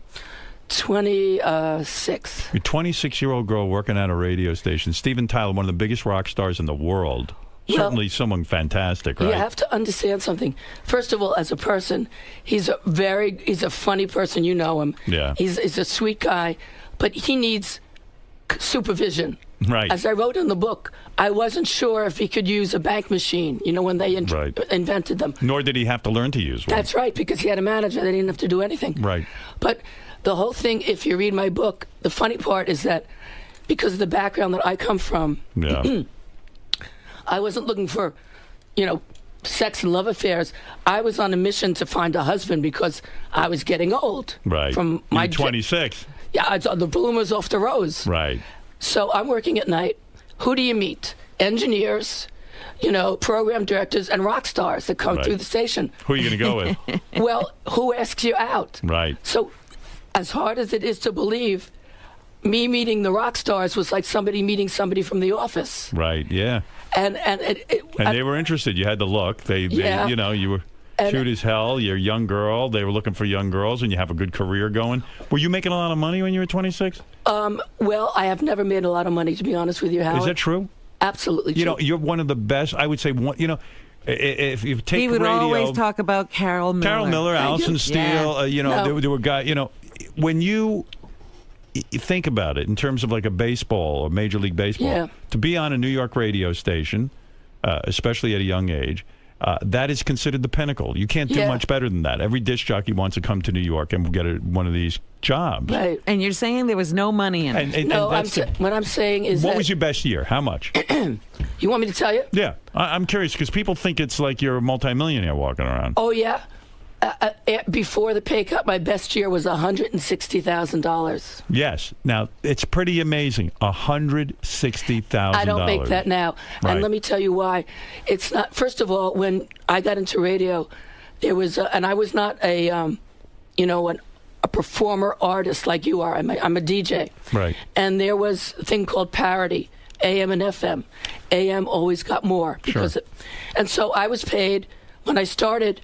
At PLJ, I don't mind saying this, I got about $30,000 a year. Right. It went further than whatever now. That money, I mean, I could do the whole math for you. Yeah. How you could go, the cost of living and everything. I tell my guys now, I talk to them about radio. I said, this idea, we've got the best jobs in the world. I said, you have no idea what's doing out there in radio. Here's a person who's at the pinnacle. Right. And sure, $160,000 is a great amount of money, but it ain't some millionaire running around on the radio. And then I got, go ahead, Robin. I was just going to say, it's that other thing that Howard always talks about, being famous with no money. Yeah. Yeah, well, the thing is this. There were two factors, and the other one I accepted and understood. I was told point blank when I started, we're not going to give you as much as the men because they have a family to support. Now, no, wait a minute. You know something? I understood that.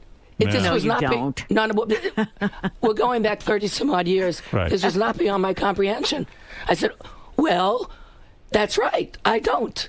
You know, but they didn't hire a family. They hired a man. But that was the thinking. You rationalized it somehow so you could get through the day. Yeah, but it wasn't. Because it's really not fair. How do they know what your situation is? Maybe you were supporting your family. Yeah, you don't know. I know that, but it was a different time, so I was happy to have the job. Right. You know, they didn't want to have women in the first place. I was up for a job at PLJ twice, and they said they weren't ready to have a woman Larry yet. Berger was the PD? Finally, he hired me, yes. Yeah. And he... Yeah, I was frustrated by him. I was going to be the new morning guy at PLJ. Jim Kerr was the morning man. That's right. And Larry Berger called me. I was working in Detroit, and he said, all I wanted in my career was to be the morning man at WPLJ. You know, if I could have had that, that would have been like, I would have thought I died and went to heaven. So Larry Berger gives me the big call, and he says, I'm watching you. I said, you're watching me? Hire me. No, I got this guy in the morning, Jim Kerr. I could fire him. No, I'm not going to fire him. Maybe I'll put you on at night at some point and let you do nights, but you can only talk for 3 minutes, 3 minutes an hour. I said, but that's not what I do, and why would you hire me? Well, so I had to wait. Then I went to Washington, D.C. He said, I'm going to look at you and see how you do in Washington. I didn't hear from him. I'm waiting, like for Mashiach. And then finally, NBC called me, so I went. But I would have died to work at the station you were working at. It was a great rock station. It was the best. It was a great team, but I can tell you something. I know why, and I know you had it in for Jim because of that. No, not for Jim. I'm happy for Jim. I know, but you used to joke about it. I joke about it. I know. Yeah. He was... and I put him in the book. He was like little Lord Fauntleroy. Yeah. He was the whitest person I ever saw in my life. Yeah. He was from Cornstick, Michigan. He had long blonde hair, but he had the voice of like a great voice. James Bond. And he had a great voice. I remember I used to listen to him. I think this must be the best looking guy on the planet. And then you see him, he's just a regular guy. He was a child. Yeah, right. And so anyway, the girls loved him. So he was doing very well. Was he getting a lot of sex, Jim Kerr, being the morning man at PLJ? I can't speak for him, but from what I hear, yes. Yeah, I imagine so, right? And you, meanwhile, were not slow. Steven Tyler. Yeah. Steven himself says in his book his penis was massive, and it was huge, right? You know something? Which book? The new book or the old book? I don't know which book. I remember that his penis is big. It's hard for me to remember. You know why? Because that wasn't really the most important part of the relationship. And you know why? Because most of these rock stars, it's in everybody's head that it's all about the sex. Meanwhile, it's really not. And you know that. When I was going out with Steven, it was really more about, he was a really fun, friendly guy. It's hard to explain, that would be a friend of yours in 8th grade. Right. And he loved to do crazy things like wrap yourself in blankets and run around a room. When he asked you out, were you shocked? I mean, he was like one of the biggest rock stars, still is. Yeah, but you see, yes, but I come from a background where there were no posters in my room as a child. You didn't worship these guys? No. I just thought they were good at what they did, and it would be fun to go out with them because of the fun. Did they understand you had a regular job? Because these guys are like children. They're want, like children. They want a woman with them 24/7. That's right. And if you can't be with them 24/7. Right. Exactly. And Steven Tyler was such a decent guy that if you read the book, I hope people do, because it's very funny the way I meet him. I thought he was dead because he falls asleep in the bed and this and the whole thing. And I'm never going to go out with him because he's an idiot. What you're referring to is that Stephen was using drugs. Yeah. And you're there with him, and he uses drugs, and he passes out. Right, but that was the first time I met him. And you thought he died. Yeah, and I said, how am I going to get out of the hotel? I'm going to be the last person seen with a rock star. If you read the chapter, I pour water on his face, and it's funny. He's out cold. Out cold. But then he winds up calling me back. And I realize this guy's out of his gourd. But wait a second. The kicker to the story is you call his manager or somebody, and they say, stick some fried eggs underneath his nose, and he'll be revived. They'd obviously been through this with him. Yes. And they stuck fried eggs under his nose. You did it. And he woke up, and that was it. He was fine. Yeah. Well, yeah, and then I left. Were you doing a lot of drugs back then? No. I never was really a drug person. So when Stephen's partying, what are you doing? Oh, I'll tell you. When I did start going out with him, because it was a few months later, he came back. They were working on the record. Because of my hours, he was coming up to the radio station. Come on out. You want to go here? You want to go there? Sure. So that's how it started. And, he'd fly me to places and this and that. So you held out a long time before you gave him sex, right? You were not easy. Yeah. Yeah. Yeah, because, see, even though he really wasn't a candidate with a capital C, I was on that Jewish look for a husband. And did you really think Steven Tyler was going to end up being your husband? No, but I thought Paul Stanley would. Paul Stanley of Kiss? Yes. He asked you out. He asked you out. You went out with him, and you had a loving relationship with him. Yes, he's for how long? A few months, and then they went on tour. But I've been friends with him ever since then. Paul good in bed? He's a wonderful guy. I have nothing bad to say. His mother just passed away. You think Paul Stanley broke up with you because you're a Jewish girl and he wanted something more exotic? He wanted he wanted some exotic sort of Catholic girl or something he couldn't get in high school.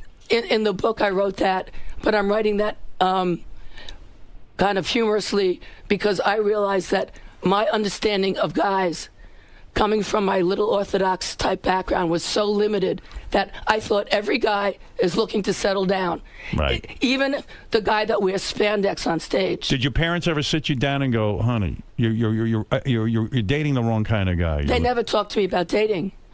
I wasn't allowed to go on a date, and then they were worried I wasn't married. I see. So when you're going out with Paul Stanley, the legendary feud between him and Gene Simmons is that they don't get along. Oh, that's bullshit. That's all right. You can say that here.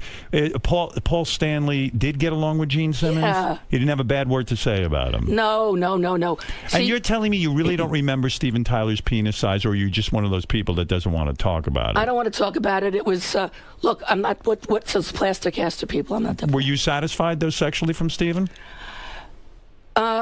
Yeah, but I wouldn't have cared. I was having a good time on the plane. Right. Were you in love with him? No. It was about just sort of hanging. Yes, I realized that. Wow. That's like a dude. You were like a dude. Well, but I was a friend. It was like the friends with benefits thing. But Paul Stanley you were in love with? Yes. And when he broke your heart?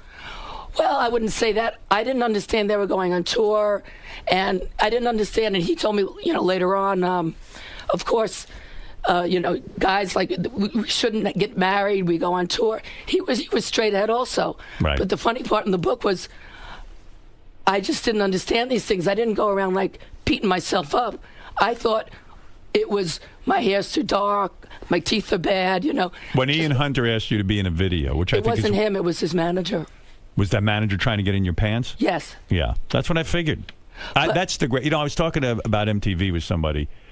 MTV was so amazing. Watching these videos was like our art form. Like, it was like great artists were coming out of this. But some of them now, when you look back at them, like the Ian Hunter video you were in, you had the cutest hairdo in that. Your ponytail is off to the side. I did that myself. I love that. And you look super hot in it, and all these hot chicks are in it. And, of course, they're all chasing Ian Hunter around. They're running their fingers through his hair. Ian Hunter smoking a cigarette through the whole thing. Yeah, with the sunglasses. With the sunglasses on. Ridiculous, right? Right. Ridiculous. The whole thing is ridiculous. No, it's all ridiculous. And now it's all gone. I mean, there's no more of that. You don't see videos playing an important part. Well, thank goodness, because it went over the top. I mean, who needs it, really? Yeah. Are you sad by how radio is declining now, that people are just not as excited about it? It doesn't have the same clout it used to have? I think that it's all a matter of marketing and advertising, and this is why. I call radio the Maytag of media. Right. It's like you need it. Everybody has it. The guy sits there, it doesn't break, but when it does, oh my God, the radio's broken.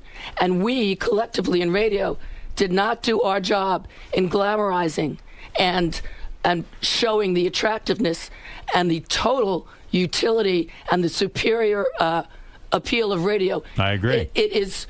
You can't turn it off. It doesn't break down. You don't have to upload, download. You don't have to do anything to it. You can't stop it. It bounces off the stratosphere. The government can't shut it down. There are just so many reasons why it is the perfect sonic component. And yet, because of marketing, people have allowed people to think that walking around the street with little plastic things in their ears with canned music is hip. It's just marketing. And I think one of the things about... So it makes you sad that the DJ is not appreciated. I wouldn't say that. I would say that the media likes to think that. Yeah, I think the DJ is appreciated. I think the audience likes to hear somebody, yes, you know? I will tell you something. The two people that besides here, of course, Mel Karmazin came and, elevated Sirius XM. But I have to hand it to Bob Pittman because I work for Clear Channel. And because he started MTV, right. He came in there and he understands that. He loves radio.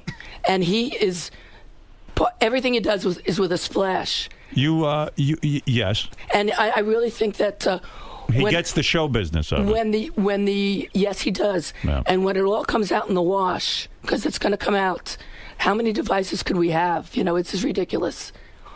We have to have the one that works. Radio is going to be standing, and people are just all excited about their latest thumb thing. Yeah, well, that thumb thing is delivering music in a way that doesn't have commercials, and that's what's going to eventually win out. You know that. No, you know something? You don't think so? Let me ask you a question. This is my other theory. I wish I could talk better. I know. You should have waited to come in when your voice was all right. Then you would have said, "Oh, she's over. It's done." No, I wouldn't have. Never. You're wrong. Why No, I feel you're that? struggling with your voice. I got to ask you something. Yeah. You were married. I guess it was your first marriage to Mark Goodman, the VJ, right? Yeah. Was that your first or your second marriage? First. Yeah, you're married now, right? Yes. Your first marriage, Mark Goodman, the VJ. He was a big deal back then because he was on MTV. Yes, but I knew him before. Right. And you worked with him where, at MMR? No, actually at PLJ for a little bit, but I had a lot of friends in common from MMR. The rumor I heard, this was a rumor, you don't address it in your book, but tell me if it's true or false.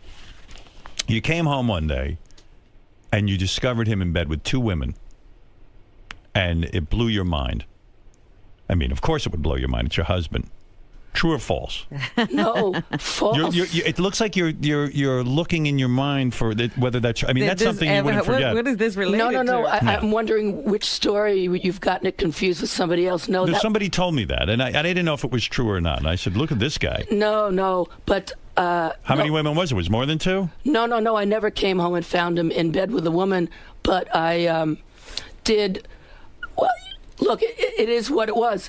I think he is another person who, certain guys, when their fame goes to their head and they're at a certain age, and I have it in the book too. Even my father said, give him a year, let him stup around, he'll come back. Really? Your dad said that? Isn't that interesting when your father says that to you? It makes you wonder what he did to your mom. No, because you're married. The men do this, it's the old way. Right. Let him get it out of his system. So did you wait the year to see if he'd get it out of his system? And then my father says, let him get it out of his system and get an AIDS test. I see. Do you run into him in the halls around here? He works here as well, doesn't he? Yeah. Do you ever run into him? Once or twice. Really? Is it ugly? How is it is like, that? hey, you don't talk to him, he doesn't talk to you? No, I'll tell you something. When he left, it was my choice. I decided I'm not going to be he left, he ran off with somebody else, whatever. I'm not going to be the groveling whatever. I'm going on the air and working. And I was shocked. I'm from a very conservative background. So I just went about my business, and I decided never to see him again. Right. I never saw him again until a few years ago in the Sirius studios. That's what I say, yeah. I would imagine you run into each other, yeah. Yes, I ran into him. How awkward was that on a scale of 1 to 10, 10 being most awkward? Well, because I have a sense of humor, And I think Lifetime is a funny channel. Yeah. And I've been through so much crap. Yeah. If you read my book, I'm cancer and this and that, you know. So much cancer, right? You've been through. Yes, and I never told anybody. Were you a smoker? Were you a cigarette smoker? No. It just you got breast cancer when you were like And 20. uterine cancer, yes. Just like that. Was it in your family? It killed everybody. Wow. So and did you had a mastectomy? Two. And then you had a true mastectomy. All of it. They put me back together 10 times. What with an implant they put? Oh, please! I don't want to talk about. What do you mean you don't want? You talk about it in your book, no? Yes, but I don't. I look like a person, right? No, you look terrific. I'm saying. Yes, I've been through hell and back. No, you really, really have. I just finished up radiation last year from the inside. You don't want to know. You had what type of other cancer did you have? Uterine. Uterine. They took the plumbing out too. Wow. And you know what my joke is? Yeah. I asked. You know who I asked this question to? Naomi Wolf, the feminist. Right. She has a few cards in the deck that I think are loose. I said, would you consider me a woman? Now. I don't have any parts. What did she say? She was a little stumped. Of course you're a woman. No, I'm saying that humorously. Yeah, but is that how you feel inside? That No. you're not a woman? I feel exactly the same. Exactly the same, because you know something? Then why would you ask her that? Because she wrote a book about, she just came out with a book about how your body parts are related to your brain, and I thought it was crazy. Yeah, look, I only have 2 inches, and I consider myself a man, even though technically I'm a woman. All right? That's it. You got to think of yourself the way you are. No. I think of It's in myself your as brain, a woman. right? That's right. It's in your brain. What are you, 2 inches? It's barely a clitoris I got down there. No, everything. My balls are a good size. Well, I think of myself as a woman, and not only that, I'm like Barbie. Right. Because they put me back like Barbie. I like you better this way, quite frankly. Well, thank you. I think all that internal stuff is disgusting. I like a woman who's been cleaned out a little. Honestly. Between you and me? Yeah, much better. Yes. No, but the cancer, I mean, you've looked death in the eye, right? I'm back. I've had MRSA twice in the hospital. You've had what? You know, that staph infection. Oh, yeah. Twice. Oh, no. Yeah, I've had. Is that from the treatment? No, that's from the hospitals. You know, you get to. You pick up stuff. Yeah, I've had. You wouldn't believe what I've had. I'm like the cockroach that ate Manhattan. But I swear, I got a sense of humor. And you've had about what, it. radiation and chemo? Radiation. They didn't give me the chemo because I had a heart murmur, and I don't like. Wow. I had the 2 mastectomies, and You've had like what, 10 surgeries there, right? about 25. 25 surgeries. I'm not kidding. Why the 25? To reconstruct? Yes, because I had infections and all kinds of problems. But you know my something? God, you've been through hell. Yes, I call myself Queen Cut Me Up. And did you go through the divorce all through that? Here's the fun part that's in the book, where because I do have a sense of humor thanks to my father, who I miss very much. When I was going through the divorce, I went through the divorce, and all of a sudden I came down with it. No. And I don't mind saying this, but it's in the book, so I could say this. He sued me for my half for the co-op. Mm-hmm. Because New York state law at that time was just an investment. So you could sue.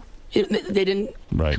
Well, it's a marital asset, yeah. Yeah. So I was at his lawyer's office, and he's not a bad person. I think he just didn't get it. I said, listen, I have cancer, and I am paying for all this other stuff right now. Could you please, not sue me? So they delayed it for 5 years if he would have the money. But he came and got me anyway. It was right on the door, affixed to the door. And I had to pay $43,000 and then another $23,000 while I was going through all this shit, plus driving my father to chemotherapy. Mm. And guess what? I had a nice apartment. Yeah. Well, you've been through a lot. Yeah, and you know what? Don't you think radio is a dismal career? I mean, you've had a pretty good one, but most guys just really get the shit beaten out of them, don't they? Yeah, it's... It's not... management doesn't take kindly to DJs, do they? They don't really appreciate them, do they? I never really thought it was a career, and that's why I got into it. I thought it was something so new and exciting like the Beatles. Yeah. but it's been wonderful to me because you wouldn't recommend it to other kids when you go coming out of college. I don't know what type of opportunities there are. Right. Because you know what it is? If you really work, if you really love what you're doing, because I really like hanging out and talking to people. Right. Maybe I feel like, when I was a kid listening, like I'm on the other side of the radio and I'm your friend. And I really mean that. Yeah. And I like it so much that I've shown up for work sick and this and that. It's not because I'm stupid or a martyr. You love it. I love to do it. And you still do too. love to do it, yeah. And when you saw Mark in the hallway after all of as you say, you had financial issues with him, and you were going through cancer. You saw him. So because you have a good sense of humor, what did you say to him when you saw him after all this time? Well, the first thing he said, he was very nice, and he said, "Oh,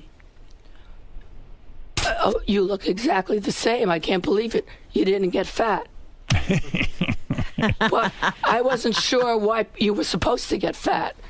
But anyway, we were talking, and, he does have a daughter from a second marriage. Right. And then I think there was another marriage. And then he said that he realized that he was a fool. I mean, he was sincere, and that he didn't understand what we had.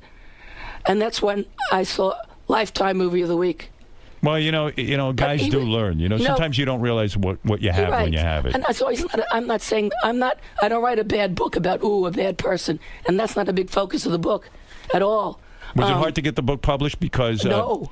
Because, you think about it with radio and stuff. Sometimes, people don't give a shit, Do you know that I was never going to write a book? What happened was I got a letter from an editor at HarperCollins. I was opening the Warren Zevon book. Right. And there's a letter in there saying, "Did you ever think of writing your memoirs? We bet you have some great rock stories."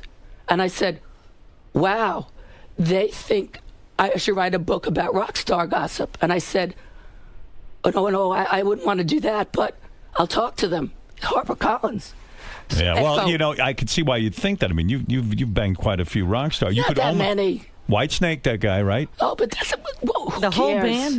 No. What's his name? Coverdale, right? Yeah. Look. Big get in the world of women and men. It's a big. Hey, by the way, the name Whitesnake. Yeah, I got that part. Was named after his penis. I guess so. Is it that big? Is it that crazy big? No. So nobody's like that. Tyler is like that. No, he's not like that. I know a woman who blew him, and she told me it was huge. She has a small mouth. Really? Do you really think so? Wow, because she claimed that, oh, give me a break. Some guy told me you got a blowjob next to Steven on the tour bus, and he said it was monstrous. No, listen, that whole thing, I have to tell you something. When I went out with these people, I actually was their girlfriend. And I'm dead serious. I never saw any of this crap. Yeah. I never saw groupies except when they would throw things at me. But do you feel incredibly special when a guy like Steven Tyler or the Whitesnake guy, they're at the top, they're on the top, they're being catered to, and you're the girl on the arm? You know why? I think it's great that they invited me. I like being there, but I know damn well that if it was any other pretty girl, it would be them too. Right? Yeah, that's true. And that's what. Very smart that way. Yeah. I was looking for a relationship, and but I also got to go to a lot of nice restaurants and airplanes. Right. What can I tell you?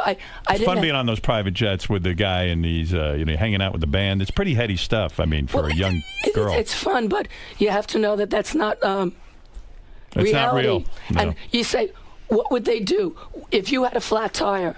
Would they be coming to fix it and help you? No. How's your marriage now? Great. Good dude or what? My husband is Paul Logus.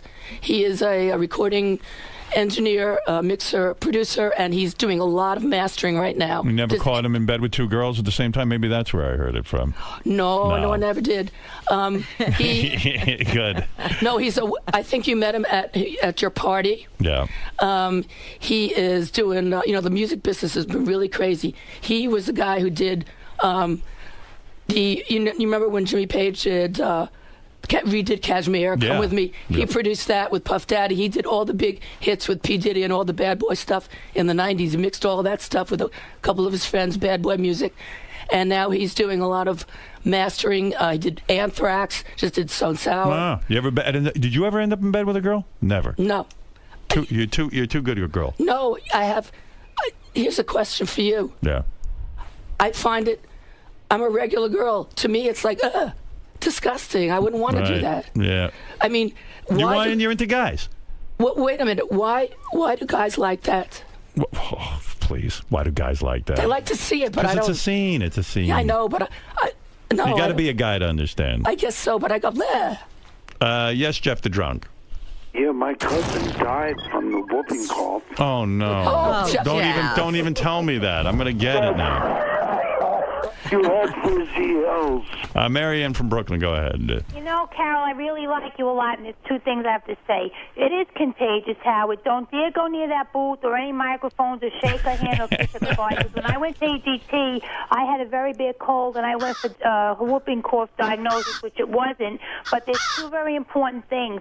Carol, you can get it from children not having shots, and also your shot must have wore off. So whoever's... I know. I don't have a whooping cough shot. I never had one. You have it when you were little, Howard. Oh, yes. for God. I'll tell you how. Maybe it's in the 3-shot. Knowing my parents, they didn't get me one. I'm telling you. No, I know. Why didn't your parents get you a whooping We cough? all had them. What happened was... Yours worn off, right? Right. What happened was... We never got booster shots because wait, you're not I never getting had it a from booster me. shot. No. Oh. You're not. Carol, listen, she's not a doctor. Marianne, I thank you. Marianne, you're not a doctor. Yeah. Please. You I'm regret not having contagious. kids? What? Do you regret not having kids? Yes, but it was unfortunate because of my illness. You couldn't do it. Well, I would have had to. Adopt. Pay other people. Right. Not all that. If I couldn't do it myself, yes, I do. Carol, I have a wonderful nephew. Carol, the book is called Up All Night. Up All Night, My Life and Times in Rock Radio. Yes. It's in stores now. I wish you a lot of luck with the book, Thank you. And it was a gift that was given to me, an opportunity. And normally I would tongue kiss you goodbye, but this time I'm not, only because of the whooping cough thing. Don't worry. All right. As long as fella, don't worry. All right, I will not get it. No, right. You're not getting it. All right.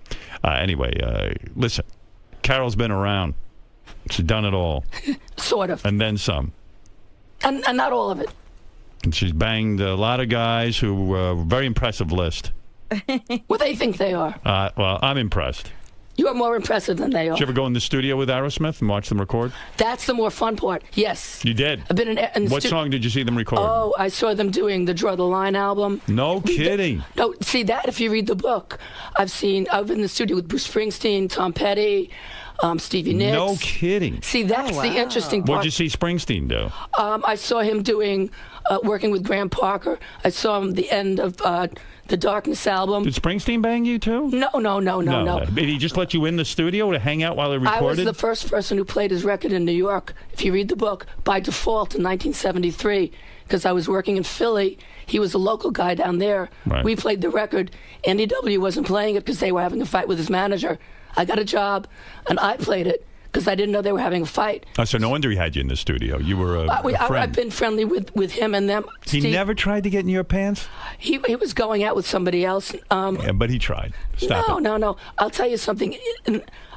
I was interested in the music and. Right. I'm serious. Well, they were interested in getting in your pants. Well, all right, listen. Everybody's interested in everybody else's pants. Listen, Carol, it's great to have you here. I will read the book. Carol Miller, if I could read, I'd read the book. And, you have a book. You got pictures in there? Yeah. Of course. Any of you nude? No, and there's never been one. What a shame. All right. Carol Miller, Up All Night. Get the book. Thanks for coming in. One thing. Yeah. 5% of the royalties on the book are going to the Breast Cancer Research Foundation. All right. So there's a charity aspect, so that please. That's very nice. Thank you. Now, you see what happens when Steven Tyler has sex with you? This is what you end up sounding like. Oh, This really wasn't whooping cough. Just fucks the voice out of you. That big cock of his. Right, Carol? Yes. Yeah, All right. yeah. We'll be back right after these words. Thanks, Carol. Listen. Yeah, you're not get whooping cough. No, you're not getting sick, Howard. I'm a sick boy. Howard, I know how you feel, but.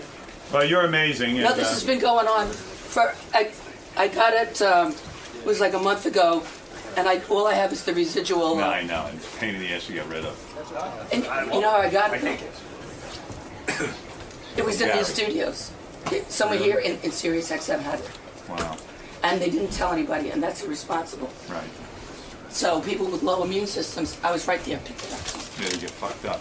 Well, anyway, you're terrific, and I appreciate you making the effort and coming in, even though you're not 100%. Yeah, because, you know, something... Very nice. I pushed it off and, you know, whatever.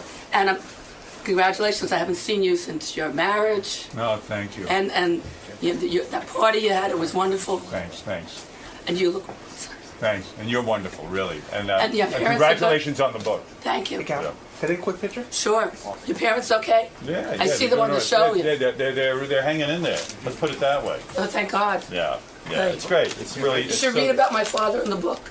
Piece of work. Yeah. Read it. Yeah. I mean, you know, listen, you had a very successful father who was worried about you, and... Yeah, but he had a mouth. He was your biggest fan. Really? He would go, "Oh, Howard, I have to... Those girls, I have to go see it now. What time is it?"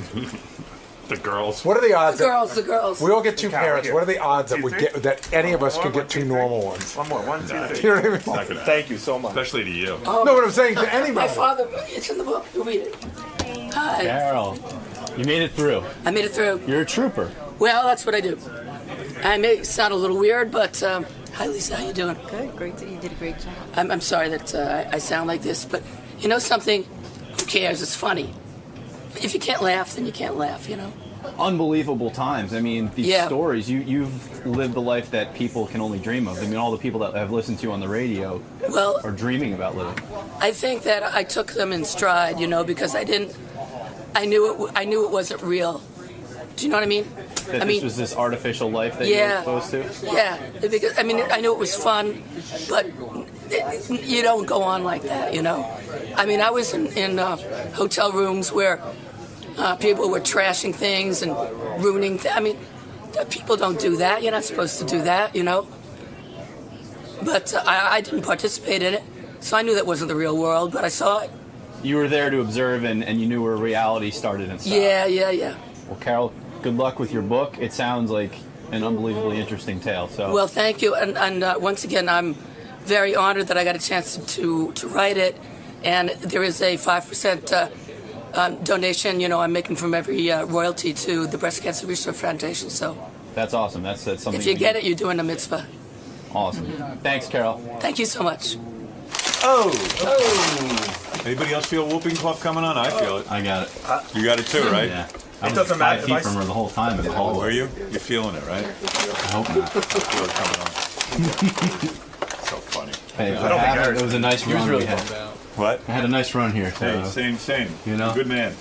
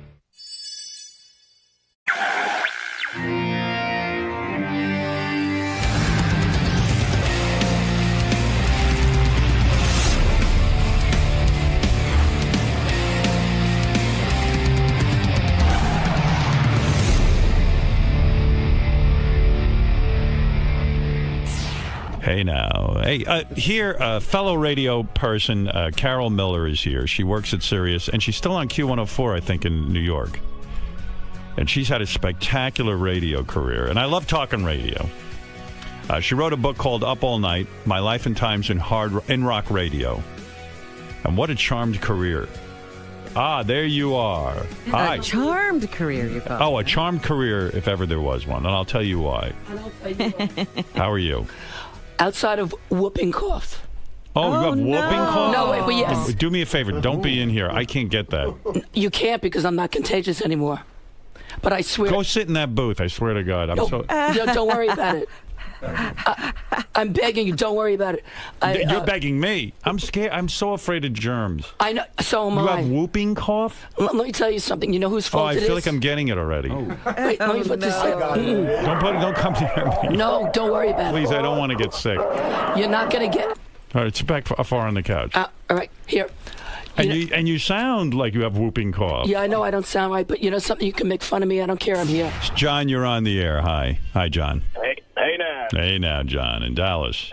Hey, Howard, you got to just listen to this. This is off the WebMD on the whooping cough. It says, when an infected person sneezes or coughs, tiny droplets containing the bacteria move through the air. Oh no! Don't read this. And the disease is easily spread from person to person. Oh my God. Dude, you better go to the fucking ER right now, man. Oh my God, Robin. She said she had been on antibiotics for 2 weeks. Yeah. So what? You know That what it means- Doesn't mean they worked. No.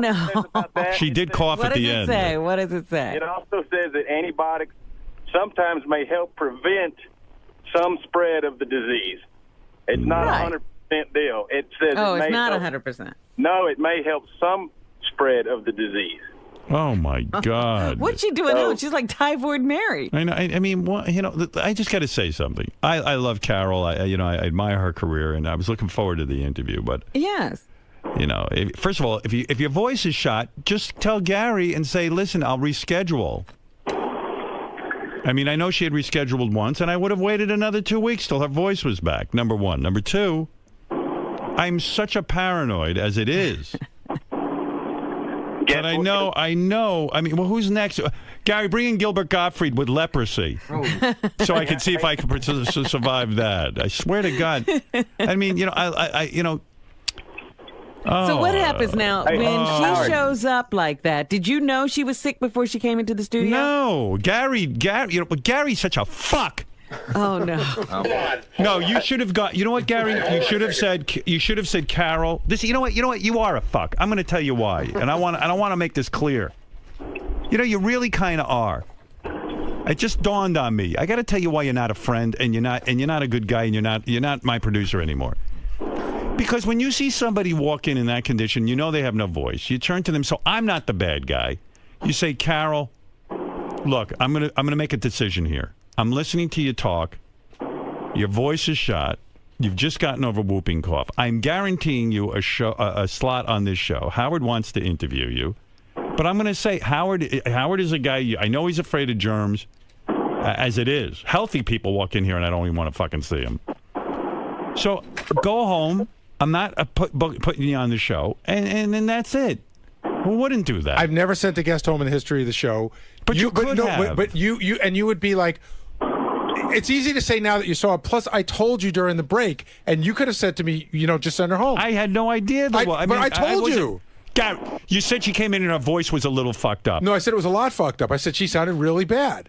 And no, you said it. I said, so I guess I'm going to have her on. I'm not out there to evaluate. All I'm saying is you can take over. You're the producer of the show. You always leave everything up to me. Some because you can want do. to. You want to do that. How many discussions have we had? I say, Gary, you can run things. You're the executive producer of the Howard Stern Show. If you see somebody out, this is for the future, okay? Because now that I'm dying, because now that I got to go be in the hospital for a month with whooping cough. You know the difficulty of turning a guest away, and I will do it. Gary, it's difficult. I know the difficulty. That's why I have a producer. If I could do it, I wouldn't have you. You're here to do the things I can't. I mean, this is the same as when I was single and I wanted to fuck girls, and I just said, Gary, get me the phone number of these girls. I'm not your fucking pimp. Yeah, you're not my pimp, but you're my producer. You can get me a phone number. Don't yell at me to do stuff that's on a personal level that I okay, fine. You don't want to talk about that? Then at least when you see a guest come in here and they got whooping cough, you can say to them, it's fine to leave. Well, I don't know whooping cough. She said I was getting over being sick. If you hear somebody with their voice in bad condition, you can dismiss them and say, look, I'm making a call here. I'm not consulting Howard on this. Hey, Howard. Well, hold it. Jay Thomas just came in. He has a touch of E. coli. Gary says it's okay. Hey, Howard. First of all, I got to tell you something. And Gary, this is the truth. You didn't say she sounded awful. You didn't say she sounded bad. You said she doesn't sound that bad. No, she doesn't sound that good. No. And you said, and you asked Will me Murray just wrote me a note and corrects you. He listened. This is not coming from me. You said, is it noticeable? She and I said doesn't yes. sound that bad, you said. Now, based on that, I made the call. Listen, I'm giving you the power. Protect me. I'm your boss. I told you, Gary, I'm out of here in 3 years. You're going to have no job, despite you think you're going to be working on the Kelly Ripa show or something like that. Well, I'll be working somewhere. Whether it's up to your, whether it's up to yours, gold standard is fine. But no matter what, I'm going to work somewhere. Best year was 160,000. Howard, when you leave as an announcer, when you leave, everybody's going to work somewhere. The reason, but here's the thing: everyone can blame you for me leaving because if you don't protect me, if you don't make this job easy for me, I'm telling you, this is everybody's responsibility. Everyone listening to me who works on this show, Benji, Fred, those two maniacs in the back room. All of you. Hey, I know. Excuse me, John. I'm sorry. I'm giving someone a reaming. Don't interrupt me. Yes, sir. I'm sorry. Protect me. David Letterman wouldn't be interviewing somebody with whooping cough. The reason they protect him, they know if Dave retires, they're all out of work. Now, it's true. You might get a better job than this. That's not my thought. You might. My job, I'm here. But I'm saying, I'm in this if it's moment. easy for me, if I got people thinking with me, like like their life depends on it, it becomes easy for me to work here. Then I go, and then someone like Mel or somebody says to me, you want to sign up for another couple of years? Yeah, it was pleasant. Well, now all I'll think about is I don't want whooping cough. Well, this is all I'm going to say, and I apologize. Thank you. But this is what I'm going to say. There's definitely been next time someone comes with whooping cough, what are you going to do? There's definitely been a shift in the way we're thinking, and I'm still thinking the old way. And I wouldn't think I've never thought of you any other way than a competent. But you might say, guy. why would you turn a guest away? Because they have whooping cough, and I would have sat there. I would have blown you. I would have said, this guy, I would have blown you. I would have pulled your pants off and sucked on your disgusting cock. Because I'd say, there's a guy who thinks of me, who cares about my health. And, oh, by the way, Robin, I didn't tell you this. Next week, a guy's coming in with the Black Plague. And we're going to see if I survive that. I mean, come on, look out for me a little. I know I'm a dick. I know I'm a shit, but at least I'm the guy who puts food on your table. I don't think you're a dick. Keep me or healthy. Shit. I'm out for whooping cough. That's it. I'm out of here. I'm not coming back. But why would you put those words in my mouth that I think you're a dick or a shit? Because you must. Why would somebody expose me to the whooping cough, which John tells me is the most dangerous fucking disease? Bigfoot, too. What do you got? Who is John? There? John is a listener from Dallas. No, I'm just saying, what's his medical expertise? He's reading from a thing he just found on the internet. Yeah, what do you think? It's lying? Well, I'm just saying, you just told Sal to never use the internet for medical advice. Because Sal can't read. He's an idiot. I'm not saying John's wrong or right. I'm just saying John's not the... John, where'd you get your information from? It is WebMD, the National Institute of Health. Thank you. Well, there you go. WebMD. Oh, and Howard, but the good thing about it, it says... You've got a good week and a half because it says it takes 10 to 12 days before you really notice any symptoms. Oh, Lord. Thick to my scabies. Wait, what is that, Bigfoot Jr.? I'm sorry, I didn't hear you. I'm too upset. What? Thick to my scabies right now seem wheezing and feverish. I think they might have caught it. Hey, Gary, don't bother applying to the CDC after this next 3 years because... Fred, am I out of line here? I mean, for God's sakes. I mean, protect me a little, right?